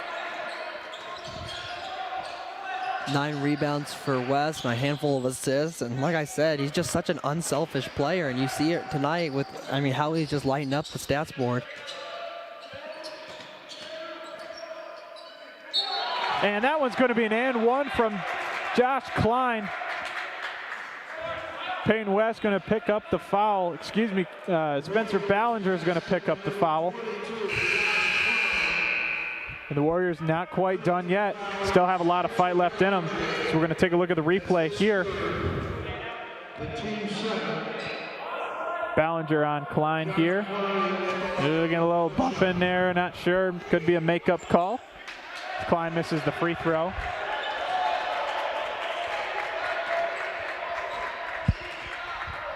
So now both teams in the bonus with 4:41 remaining. This one will stay here for the Warriors. Luciani coming in for Josh Klein as he has got 4 fouls. Guy that they cannot afford to lose. First team all Wolverine Hoosier Athletic Conference player.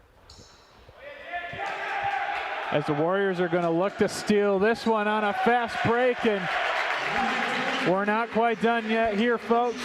Luciani picking the ball off and laying that one in. The 8-point lead dwindles down to just 4. In a moment's notice, too. Very quickly. Stein on Goodline. Get it down to Middlesworth, a beautiful pass, but not a beautiful shot. And we're gonna have a jump ball. Getting a little aggressive down there. Both teams want this one really badly. Yeah, you can tell too. One thing to mention too. Officials are gonna talk about something here. Hold that thought. I think the Forester bench is wanting a foul on Middlesworth, if I'm not mistaken. Look at it here. Calling the jump ball. So Goodline drives in. He sends it over to Middlesworth. Middlesworth goes up with it, misses it, grabs it. 3 guys hold on to it. Middlesworth tried to get that shot off, so I'm not sure if the Foresters are looking for a foul. That jump ball was incredibly late. I would have called it much sooner if I was the official there. Yeah, I think we should be a jump ball here, and then I think we got the media timeout here, so we'll take it with them here. This is FDN Sports. We got a heck of a finish coming up here. Stay tuned.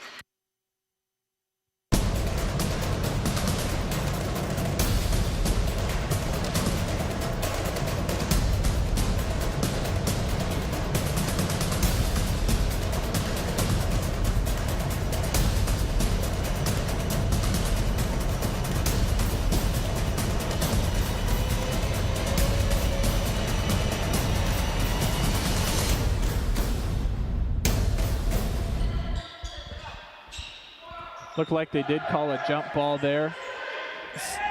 As this game is getting really intense, we're starting to really see the energy on both sides. As Goodline hooks that one through. What a pretty shot by Zach Goodline. Taking control of this team, trying to propel them to a big victory for Coach Alford as McKinley drives through with a shifty move. And now the Warriors are back down by 4. They just won't go away, Carson. Instead of Warriors Cavs, I think the new one's Warriors Foresters. Yes. As West is going to drive through, a little floater, and got a couple guys down for the Warriors, but they get right back up, fortunately.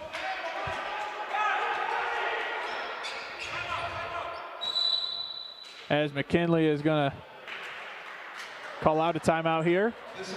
We're going to stay here because Carson, this is going to turn out to be a really good game, and I'm all for it. ESPN Instant Classic material right here. Yes. So looking at it right now, Goodline with 19 points, West with 9 rebounds, and Goodline leading with 5 assists.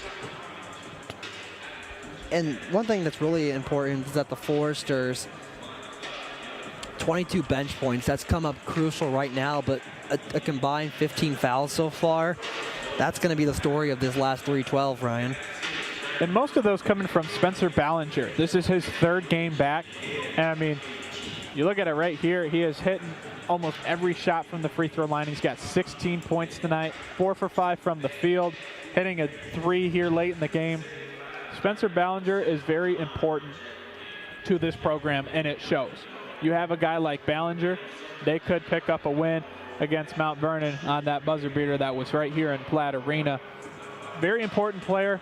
I can't wait to see what he can do for this team this year and see how they can do in the very tough Crossroads League.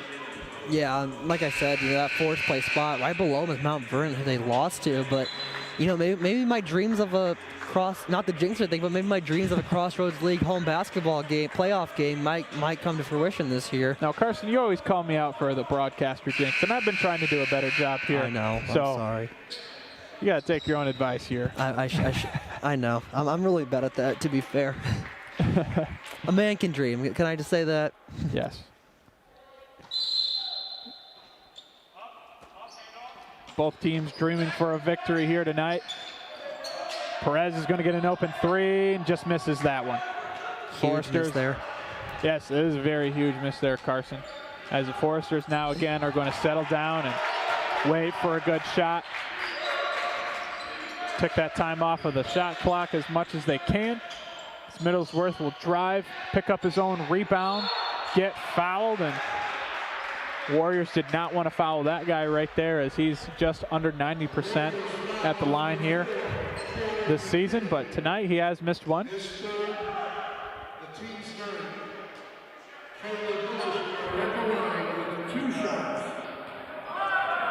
Middlesworth grabbing his own rebounds really well tonight. Middlesworth's first one does go.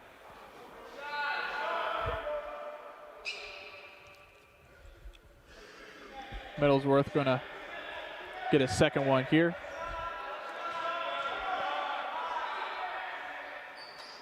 No good. Misses that one.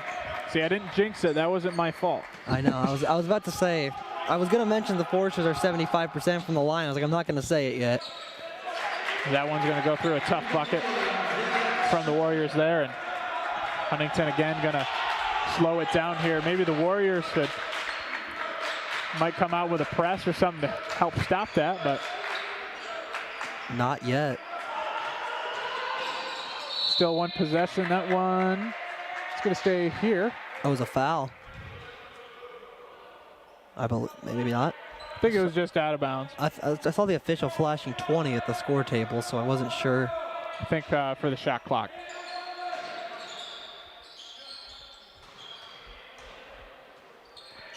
Pulver's going to pass that one up to Peyton West. Archie's shot not going to go through, and Warriors could cut this 1-2. We're tied with a shot here on this possession. Smith with a behind the back pass to Stein. Down low to Klein. They'll double team him. Good defense right now by the Foresters. They'll get it down to McKinley. And Josh Klein will cut this lead to just 1 point. Foresters has some leverage right now with the clock, though. Alford calling out orders for the Foresters, and now the Indiana Tech bench chanting their student section chants. As Goodline's going to pull up for 3. This one no good, and Stein's going to pick up another rebound. Indiana Tech with a make here will. Well, first we're going to have a timeout, but with a make on their next possession, we'll take the lead. And we're going to take it with you guys. This is FDN Sports. We're starting to get a big finish here.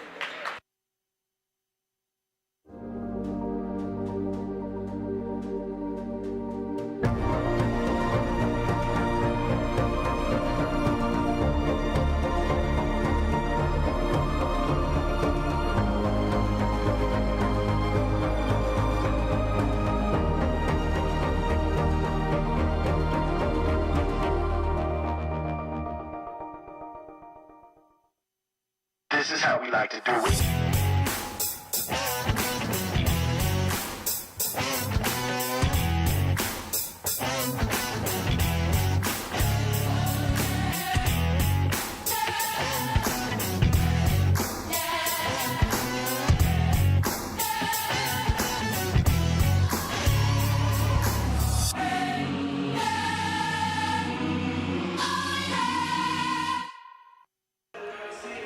Welcome back inside Platt Arena, and although we don't have any fans here, a very energized Platt Arena. Yeah, I think the Warriors bench are the fans of the night, but yes, so far. They might have either cardboard cutouts behind them or the bench is going a little crazy. Now, Carson, we've talked about it before. Since there's no fans, you got to provide your own energy, and it seems to work. Huntington does a great job at it, and Indiana Tech, they have taken a different strategy. They've been calling out chants, DDD, defense, yeah, as the student sections will usually do. And yeah, I haven't seen that before, but whatever works, works. Creating some noise in here, and there's no real home court advantages. Yeah, I think the biggest home court advantage is who has to get on the bus. I mean, yeah. Indiana Tech not far from here. About a 20-25 minute drive down I-9. They'll get it down to their big man Stein, and that one's going to be blocked by Pulver, and again blocked by Pulver. Rebound to the Foresters. We got under a minute left here. Huge, huge, huge. What a play by Pulver. I think 2 or 3 blocks right there. Oh my goodness. As Peyton West will try to settle things down here. A little difficult with the energy going. Coach Alford takes a timeout. I think Alford saw in his team a little bit of frantic passing around. So he said, all right, let's settle this down here and talk about it. But they're only going to have 10 seconds left on the shot clock when they come out. They'll have to figure out something quick. Look at this replay right here under the net cam. They go up with it. Pulver has to do a double bounce. He gets blocked, grabs it, and then Pulver again. And that, to me, looked clean. I wasn't sure about the second shot. To me, it looked pretty clean. Yeah. But it looks like Spencer Ballinger could possibly enter the game here. Went over by the scores table, so we'll have to see what Coach Alford has in store here, trying to maybe get another shooter out there. Who knows? I think a 3 wins it, but a 2, even like a nice layup, the shot clock dies, and you at least get overtime. Right. I mean, what do you do here if you're Coach Alford? Just see what you draw up. Forrester's not shooting not being their typical self from beyond the arc, only 27%. So do you want to risk it at this point? Is that a risk worth taking if you're Coach Alford? Right. I guess we'll have to see. Hummerkaus with 5 on the shot clock. He'll shoot this one, just rims out. Here comes the Warriors. Warriors going to push it up a little bit here. McKinley gets it over to Smith. Smith with a fake, he'll drive through, no good, but gets his own rebound. Over to McKinley, that one will not fall. Another rebound, 7 seconds left on the clock. Perez will get fouled, and yes, he will get fouled. Coach and we're Alford, in the bonus. Coach Alford in disbelief, as is the entire Forrester bench. Wow. The Warriors kept getting the ball back on offensive rebounds, and we'll check out the foul here. Drives in. It's going to be on Middlesworth. Not sure. I couldn't see the other side. He might have gotten an arm in there. Nonetheless, we're going to get a 1-and-1 bonus shot here. Officials talking to the scores table. I don't know, Ryan. I didn't see it. I don't know. Well, we didn't see the other side, so you never know. Yeah. They had the vantage point. But something to note, now, of course, the Warriors are in the bonus here, but if they don't get it here, the Foresters are now in the double bonus. So they have 2 free throw opportunities, and Foresters are always a really good free throw shooting team. I think this is the best angle we're going to get here in the lower cam. See that again. A foul's on for Middlesworth. And hard to tell. Middlesworth Not in agreement with that one. And that will be his 4th. We've got 4 seconds left in this game. These free throws, like we've been talking about, are very important. And excuse me, I was saying that they were in the bonus. They were not in the bonus. That is my fault. But they'll get it back with 4 seconds. To Stein. Smith slips. I only got 1 second. That one is going to just miss. And the Foresters are going to take the victory. Hold on. What's going on? No shot. Waiting, no shot, and the Foresters look like they have a win here tonight. What a game here is. All the officials have left the game here, so I'm assuming that the Foresters picked up a victory. Coaches are waving at each other goodbye, and immediately. Yeah, they're now both teams are leaving. I don't know what they were looking for. And Carson, the Foresters pick up a huge win tonight, as we just see that miss from the Warriors. They had an open shot, but Smith just slipping. That slip was, that's just crucial right there. That little slip was just huge. He got up. He had like 1.1 second heads up play, but he just couldn't. He almost made the shot there too. Yeah, and Ryan, you want to come back here in a minute for some post-game analysis? We'll come back here in a minute. Stay tuned for our post-game show. This is Ryan Walker, Carson Watkins. We'll see you in a second.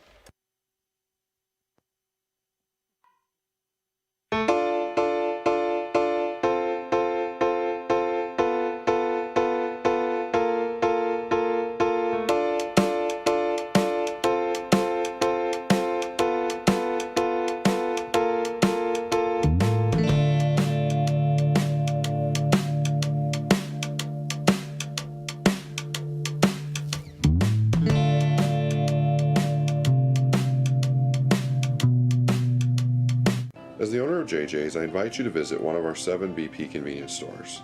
And when you do, I expect you will experience hometown excellence in the cleanest and friendliest convenience stores in your community. Please also consider visiting JJ Java for the best cup of coffee in town, or JJ's Pit Stop for a quick, no appointment necessary professional oil change. Also, if you ever need a clean and efficient environment in which to do laundry, JJ's washroom is ready to serve you.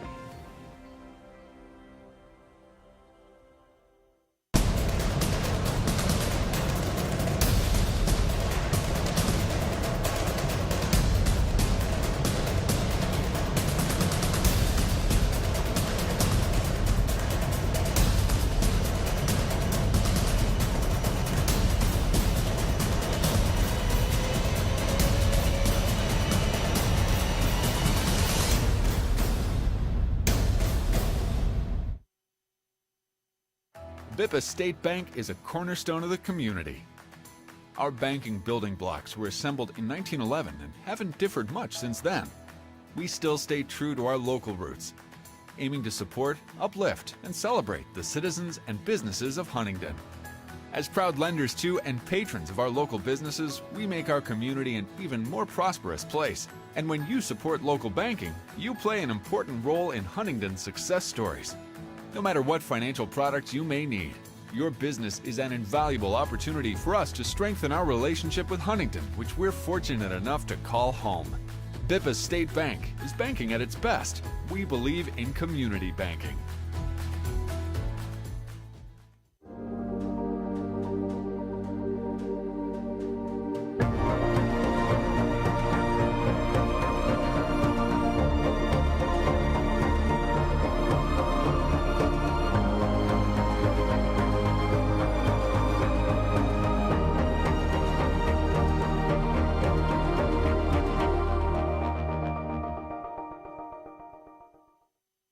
This is how we like to do it.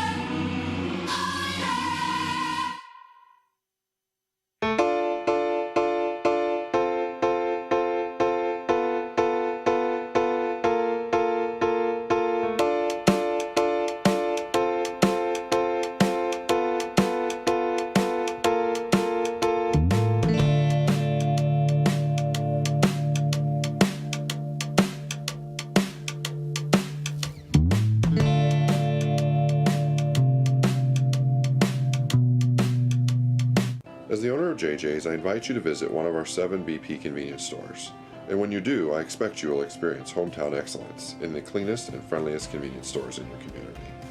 Please also consider visiting JJ Java for the best cup of coffee in town, or JJ's Pit Stop for a quick, no appointment necessary professional oil change. Also, if you ever need a clean and efficient environment in which to do laundry, JJ's Washroom is ready to serve you.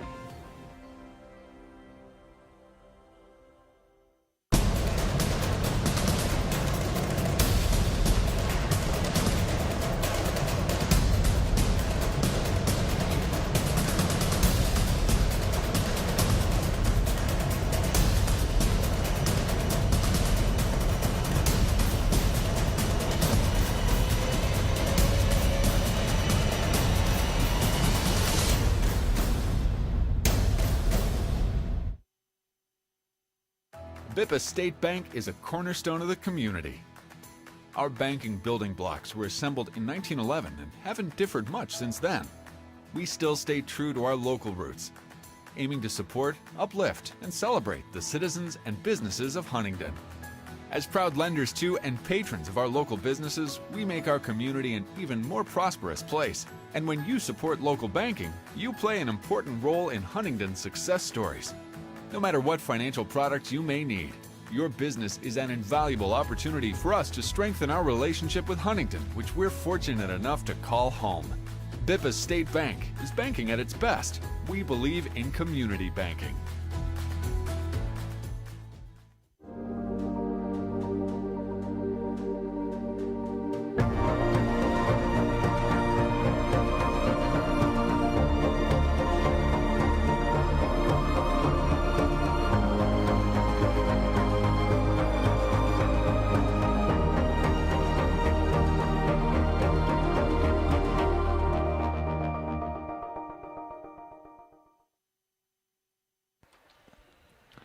Welcome everybody inside Platt Arena. Your final score 74-73, and it's kind of rare, but Huntington's on the winning side of a close game here at Platt Arena. You love mentioning that, but Yeah. a tight game, a seesaw battle, back and forth, back and forth, 100%. back and forth. The Warriors just never went away. Yeah. But at the end there, Huntington got lucky a little bit as Smith slipped right here on the floor. Yeah. And almost made the shot, but fortunately for Corey Alford's squad, missed the shot. Yeah, really tough game for both teams. A lot of foul calls, a lot of fouls that were kind of back and forth. And so it was really kind of difficult to see what you could do, what was in your scope of your power. But good shooting from the Foresters, and I guess they played clutch when it mattered. Yeah, and you're absolutely right there. And let's go to our player of the game, Carson. We really could have chose anybody here, but today it is Peyton West. Peyton West has a double-double today, is second on the season. 11 points, 10 rebounds, and we had 3 double-doubles tonight for both teams. Rod Stein had 19 points and 13 rebounds. Smith had 14 points, 10 rebounds, but today Peyton West on the winning team gets the player of the game nod. Played a very good game for the Foresters, and, I mean, you really could have chosen, again, anybody to be that player. Oh, 100%. You know, there's a lot of players who just really stepped up when it mattered, and they needed to, and that's exactly what they needed to do. They needed to play it well, and against a team like this, and like you said, this is a marquee victory right here. The Foresters have St. Francis of Illinois coming up, and they got a 2-week break for the Christmas season on January 4th. They're in Fort Wayne against the Cougars of St. Francis, Indiana, and that's a big one. I mean, we saw that team play here during the Nez Pros Classic. They're a really good team, and if the Foresters want to prove themselves as a legitimate deep run playoff contender, if not a deep run playoff champion player, if not trying to take it on IWU again. Yeah.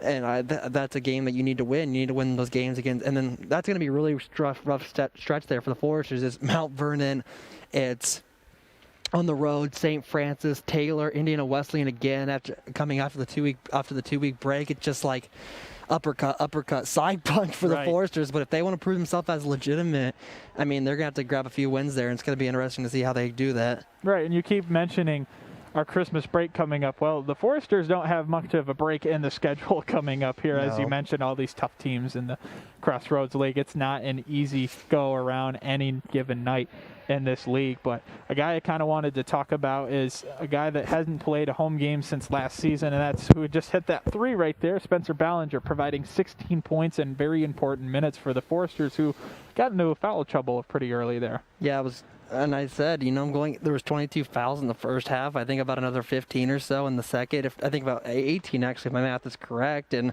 it was just incredibly crucial for these teams to balance that out with some good play. And, the Foresters shot well from the line, and that really made the difference tonight. At the end of it, and that's why we always say those foul shots are just so important. You never know when they're going to be. If the Foresters don't make one of those foul shots, we're still playing right now. Yeah, and you're right there, Carson. As we wrap things up, we want to thank you guys for a really good 2020. We're going to be back on January 4th. We're going to do another broadcast bubble. Super excited to do that with you again, Carson. And thank you to the rest of the team, having a really good year despite, obviously, COVID reasons. But we're masking up. We're going to stay safe out here, and hopefully the players will too. Yeah, and I think, hopefully, fingers crossed, maybe a handful of people might be able to come back in January. I believe, if I'm not mistaken, the cheerleaders are going to be back, and hopefully a little more atmosphere. So it's been fun, Ryan. It has been, Carson, and thank you for tuning in tonight. Go Foresters. This is FDN Sports.